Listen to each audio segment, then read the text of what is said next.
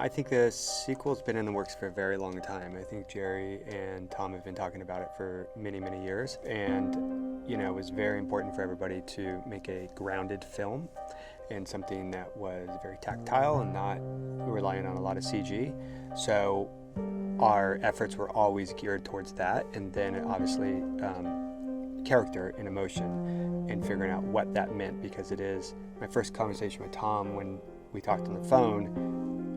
He was in the middle of shooting Mission, and he said to me, it's a competition film, and that's family, that's the emotion of it, it's about the characters, we have to remember that and stay true to the original. So that was very we knew what our pillars were as we were starting to write the script. Working with Tom, this is my third film with him, and it's complete dedication when you're working on a film with him, and he makes you better as a producer, crew member, director, whatever you're doing on the film.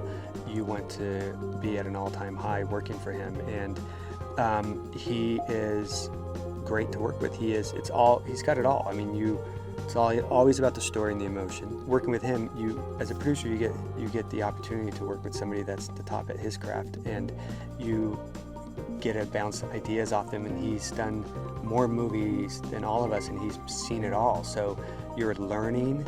You have a partner, and you also have the benefit of watching him as an actor. So it's pretty awesome. It's like working on the dream team. And having Jerry Bruckheimer as your producing partner on a film is it's a dream. You can never ask for more. Jerry has seen it all. Jerry has done a lot of movies. He's seen every situation. He knows how to handle them. He is very calm. He's very respectful. He lets you do your process. He will come in and talk to you, and when he's got his points, he'll let you know. But just having Jerry as a producing partner is like the best thing ever. So our cast training program was a long time in the making, and we learned a lot along the way. And Tom and I started having phone calls very early on, hours at a time, developing a program that eventually became our cast training program. I did not understand it. Joe did not understand it. Tom is an aviator. Tom understood flying. Tom understood the planes. Tom understood what the actors would be doing in the plane and how they would have to properly train to do what they needed to do in the plane. We interviewed them and told them exactly what things were going to be like, and explained to them what they would be feeling in the air. So having Tom help and develop the training program was priceless. We wouldn't be doing anything we were doing on the film. That did not happen. We knew we wanted Maverick to be Maverick of today, and in the proper age of Maverick today. We had no intention of making Maverick 30 years old or anything like that. We wanted, where are we now in the story? And that was rule number one for us, and rule number one for Joe and Tom. But also, where did we leave Maverick, and what's been happening in his life?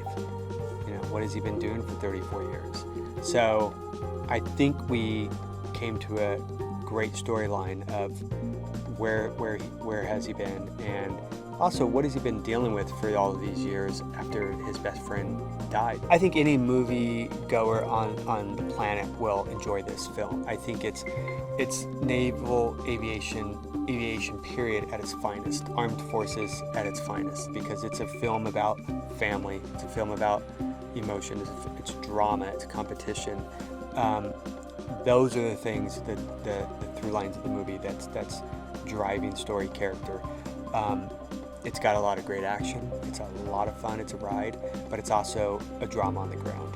And I think that's a lot of fun, and I think that's what translates around the world for us, because it's truly about the characters, and all of our action is in the air, which is very unique for movies of today.